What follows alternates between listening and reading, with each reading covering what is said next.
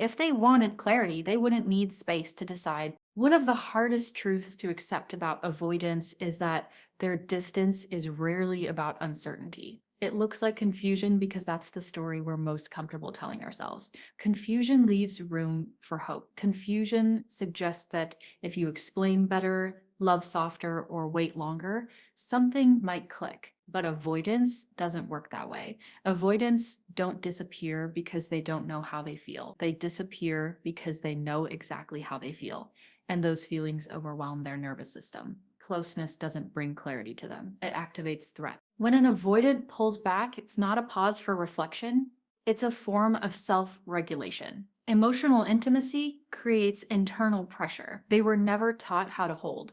Their body interprets closeness as a loss of autonomy, a loss of control, or an expectation they can't meet. So distance becomes the solution. Not because you did something wrong, and not because they're weighing options, but because space is the only way they know how to calm themselves. The silence, the delay, the emotional withdrawal, all of it serves a purpose to reduce internal discomfort. This is where people get stuck. They assume distance means something needs to be clarified, fixed, or talked through. So they chase explanations. They send long messages. They try to understand, translate, soften, and make it safe. But every attempt to close the gap only reinforces the avoidance need to create more space. The more you lean in, the more their system tells them to pull away. Not because you're too much, but because intimacy itself feels like too much. Once you understand this, everything shifts. You stop interpreting mixed signals as complexity. You stop framing inconsistency as emotional depth. You stop telling yourself that love should require this much confusion. What you're seeing isn't emotional nuance, it's emotional avoidance. The distance is the answer. The lack of clarity is the clarity. If someone needs prolonged space to decide whether they want you, that space is not neutral. It's a choice to step away from connection rather than into it. This truth is uncomfortable because it removes the fantasy that there's one more conversation that could change the outcome. It means accepting that their withdrawal is not a misunderstanding, it's a boundary they're placing between themselves and intimacy. And the moment you stop trying to cross that boundary for them, you begin to reclaim your own emotional ground. You don't set yourself free by understanding their psychology better. You set yourself free by no longer centering it. When you stop chasing clarity from someone who regulates through distance, you stop abandoning yourself. You stop mistaking silence for something you need to solve. You stop waiting for someone else's nervous system to catch up to your capacity for connection. Their distance was never a question mark. It was a period, and the freedom comes when you finally read it that way. Depth feels like danger to someone trained to survive alone. One of the most damaging lies people internalize after loving an avoidant is the idea that they moved too fast, that their openness, consistency, or emotional availability somehow rushed the connection. But speed was never the problem. Depth, you didn't overwhelm them with intensity. You met them with presence. And for someone whose nervous system equates closeness with risk, depth doesn't feel like love. It feels like exposure. Avoidants are often highly functional on the surface. They can show affection, engage intellectually, even create moments of closeness. But sustained emotional depth requires something different: self-awareness, emotional responsibility, and the willingness to be seen without escape routes. That's where the threat begins. Intimacy doesn't just ask them to connect to you, it asks them to connect to themselves. And that's the part they've spent a lifetime avoiding. So when you showed up honestly, when you communicated clearly, when you didn't play games or withhold yourself to stay safe, you weren't doing too much. You were doing something unfamiliar to them. Availability destabilizes avoidant coping strategies because it removes ambiguity. It introduces expectations, not demands, but realities. It highlights the gap between who they are and who they would need to become to sustain a real relationship. This is why avoidants often frame depth as pressure, not because you're asking for too much, but because depth forces a mirror. Love doesn't just offer connection, it demands growth. And avoidants don't reject love itself. They reject the internal work love brings to the surface. It's easier to say it's too much than to say, I don't know how to show up at this level. Understanding this matters because it stops you from shrinking yourself in future connections.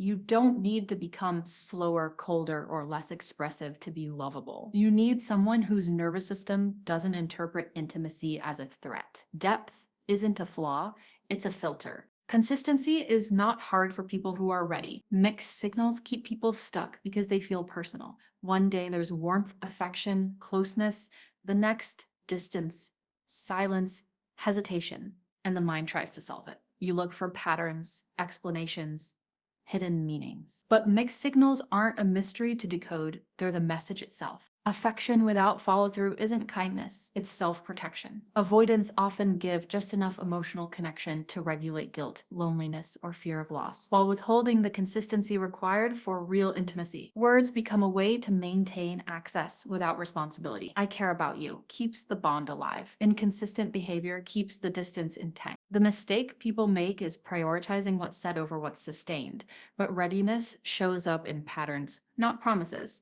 Someone who is emotionally available doesn't need to oscillate between closeness and withdrawal. They don't create hope one moment and confusion the next. Consistency isn't effortful when someone is aligned with their feelings. It's natural. When behavior contradicts words, behavior is telling the truth, not because the words are fake, but because they're incomplete. Avoidants often mean what they say in the moment.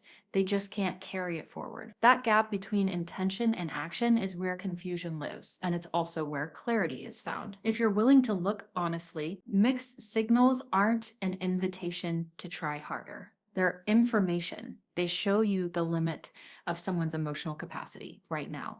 And the more you stop negotiating with inconsistency, the faster you get free. Because love that requires you to constantly interpret, wait, or adjust yourself isn't love that's safe to build on. The hard truth is this: consistency isn't rare, it's selective. And when someone can't offer it, no amount of understanding will turn mixed signals into stability. The moment you stop chasing clarity and start trusting patterns, the confusion ends. Not because they changed, but because you finally listened. Love doesn't heal avoidance, self-confrontation does. One of the most painful traps in loving an avoidant is believing that if you just show enough patience, they will eventually feel safe. That if you soften your needs, explain your intentions more gently, or love them without pressure, something inside them will finally relax. But avoidance isn't healed by kindness alone. It isn't dissolved by reassurance, and it certainly isn't rewired by someone else doing emotional labor on their behalf. Avoidance is a coping strategy built to protect someone from their own internal discomfort. It keeps them from feeling overwhelmed, dependent, or exposed. When you overfunction in the relationship, when you translate emotions, lower expectations, and absorb inconsistency, you're not helping them heal. You're helping them stay the same. You're making their avoidance sustainable. Healing only begins when an avoidant is forced to face their inner world without buffers. That means feeling their anxiety instead of escaping it, sitting with guilt instead of suppressing it, acknowledging longing instead of numbing it. And none of that happens when someone else is constantly smoothing the edges for them. Love doesn't do that work. Self-confrontation does. This is where many people lose themselves. They mistake endurance for maturity. They believe being understanding means tolerating emotional absence. But security isn't built by shrinking yourself to fit someone's limitations. It's built when both people are willing to be present with discomfort. And if only one person is doing that, the relationship will never become safe, no matter how much love exists. The hard truth is that you can offer a secure environment and still be met with avoidance. Not because you failed, but because security requires participation. And if someone isn't willing to turn toward their own feelings, no amount of external love will do it for them. The moment you stop trying to heal them is the moment you stop abandoning yourself. Avoidance. Grieve in reverse. Avoidants don't experience loss the way emotionally available people do. While you were present, offering connection, consistency, and care, they were managing closeness, regulating, keeping one foot out the door. They didn't fully feel the weight of what you brought into their life because your presence buffered their emotions. You carried the depth, you held the tension, you made it easier for them not to feel everything. This is why the real impact often arrives after you're gone, when the relationship ends and there's no one to lean on emotionally, no one absorbing the weight, no one making things smooth. their internal world gets louder. The feelings they postpone don't disappear, they resurface, but later, in silence, in absence, in moments when there's nothing left to distract them. This delayed grief is often misinterpreted as meaning more. People assume that if an avoidant feels the loss later, it must be deeper or more profound. But timing doesn't equal depth, it equals access. They're not suddenly more in love, they're finally exposed to the feelings they avoided while you were there. And this matters because delayed realization is often romanticized. People wait, hoping that one day the avoidant will wake up and come back transformed. But feeling loss is not the same as developing capacity. Missing you doesn't mean they can now hold you. Regret doesn't mean readiness. Pain doesn't automatically lead to growth. Avoidance can feel absence intensely and still choose familiarity over change. They may miss you and still repeat the same patterns with someone new, because without self-confrontation, grief becomes another internal experience to survive, not a catalyst for transformation. The freeing truth is this: you don't need to wait for someone to feel you later. Love that can only be accessed through loss isn't love that can sustain closeness. You were real when you were there, you were impactful in real time, and you don't need delayed grief to validate that. Sometimes the most honest thing an avoidant ever feels is the silence you leave behind. And sometimes the most powerful thing you can do is let them sit with it while you move forward, no longer carrying emotions that were never yours to hold alone. The answer you're waiting for already showed up in their silence. One of the most exhausting parts of loving an avoidant is the belief that closure will come from one final conversation, one honest explanation, one moment where everything is finally named, understood, and resolved. But avoidants rarely offer clean endings. Not because they're cruel, but because endings require emotional ownership. And ownership is exactly what avoidance is designed to escape. For an avoidant, explaining themselves means staying present with discomfort long enough to articulate it. It means acknowledging impact, not just intention. It means tolerating another person's emotions without withdrawing. So instead of clarity, you get vagueness. Instead of answers, you get silence. Not because there's nothing to say, but because saying it would require them to feel more than they're able or willing to feel. This is where people get trapped. They assume silence is unfinished business, that if they could just get the conversation, they could finally move on. But closure doesn't come from understanding someone who avoids themselves. It comes from accepting what their behavior has already confirmed. Their withdrawal is the message. Their inability to show up consistently is the explanation. Their distance is the ending. When someone wants to repair, they lean in. When someone wants to resolve, they engage. When someone wants to take responsibility, they stay present. Avoidants do the opposite, not out of malice, but out of habit. And the more you chase closure from someone who regulates through distance, the longer you stay emotionally attached to an answer that will never arrive. The hard truth is this: the conversation you're waiting for wouldn't actually give you what you think it would. Even if they spoke, even if they explained, it wouldn't undo the pattern. It wouldn't suddenly create consistency where there was none. And it wouldn't heal the part of you that was hurt by being repeatedly left in emotional limbo. Closure is an internal decision. It's the moment you stop treating silence as a question and start reading it as a conclusion. It's when you stop needing them to validate your experience because their behavior already did. You don't get free by finally being understood. You get free by no longer needing to be. Replacement is not resolution. Few things cut deeper than watching an avoidant move on quickly. It triggers every insecurity, every doubt. It makes you question whether the connection was real, whether you mattered, whether you were easily replaced. But fast replacement is not evidence of emotional detachment. It's evidence of emotional avoidance. Avoidants don't heal by processing loss. They heal by distracting from it. Or more accurately, they manage discomfort by changing scenery. A new person offers novelty, relief, and a reset.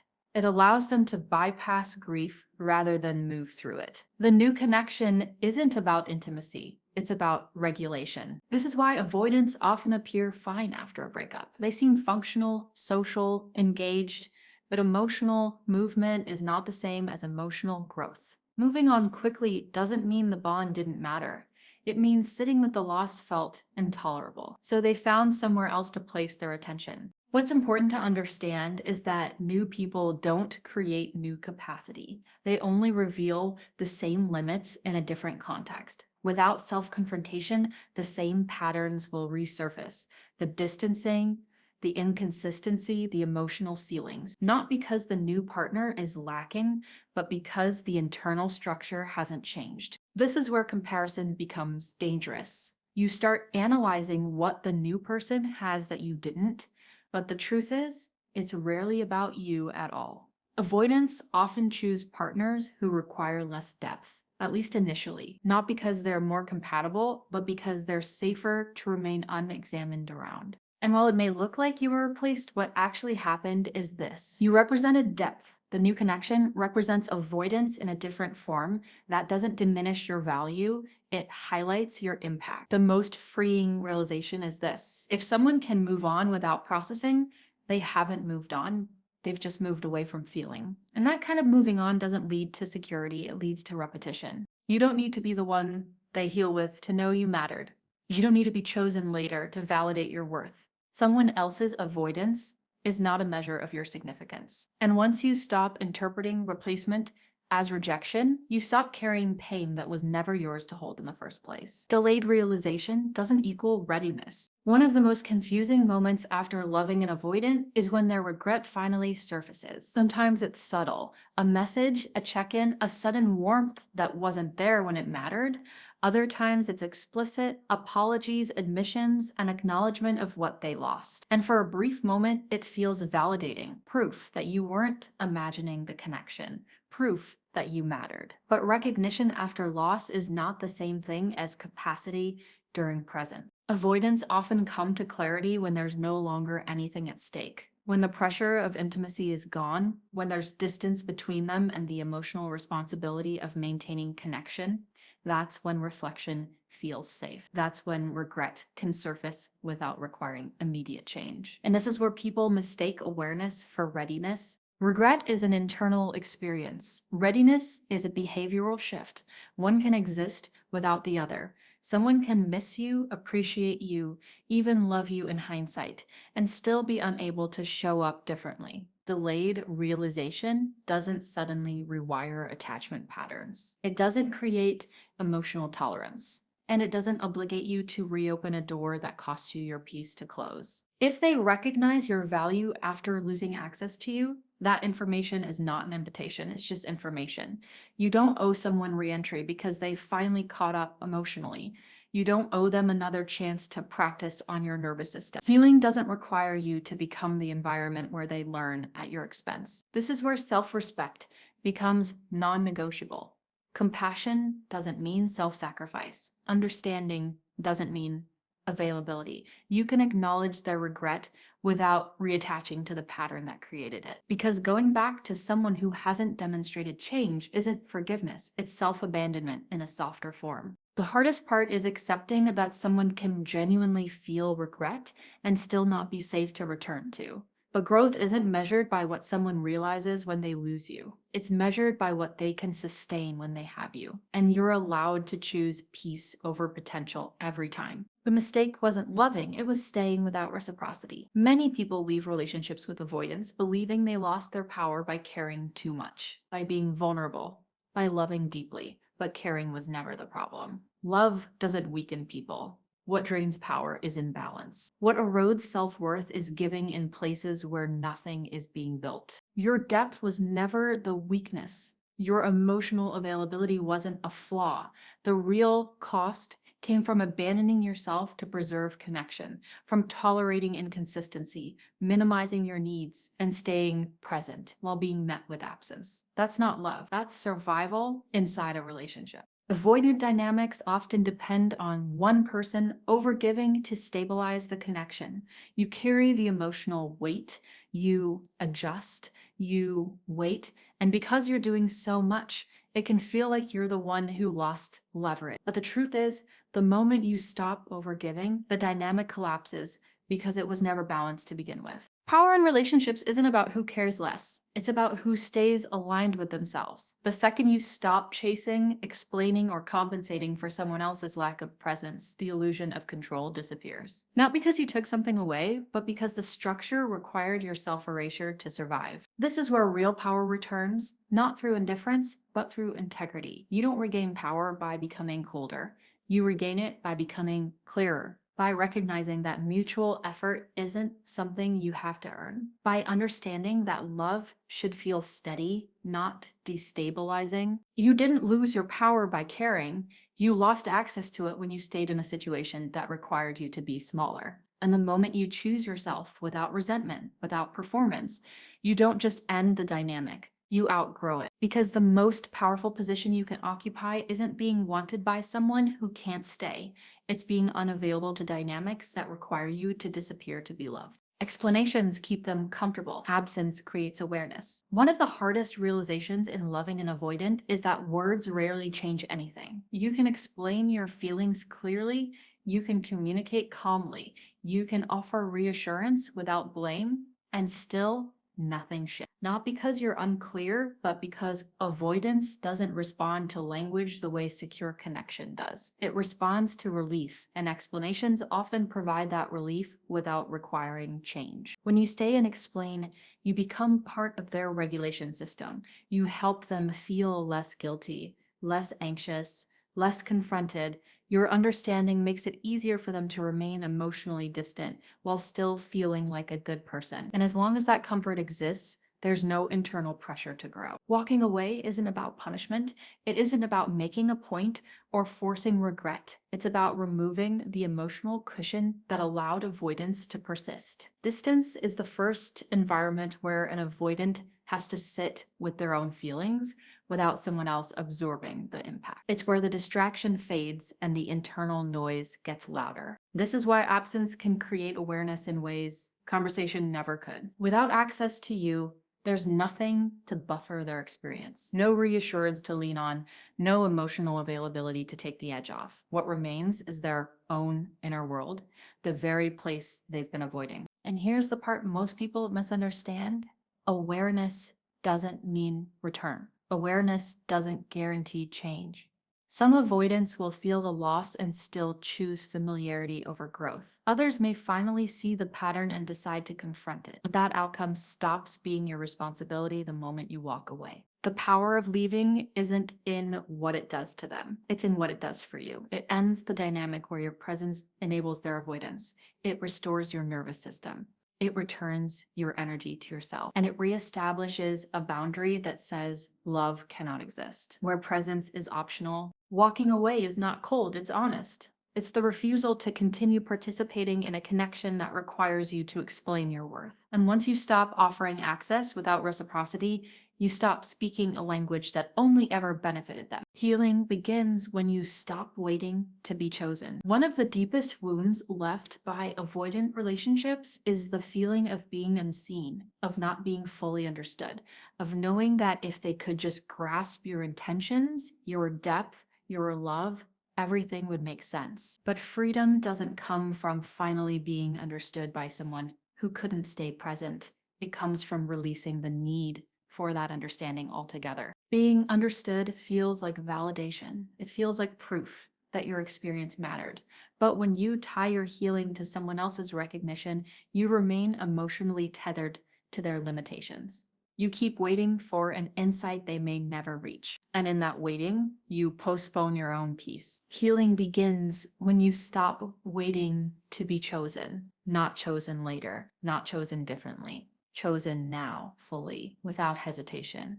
Because love that requires you to be patient with absence isn't love that can meet you where you are. Freedom isn't them realizing what they lost. It's you realizing you don't need validation from someone who couldn't stay present with love. It's understanding that your worth was never dependent on their capacity to see you, and that someone's inability to meet you emotionally is not a reflection of your value. You don't need to explain your depth to the right person.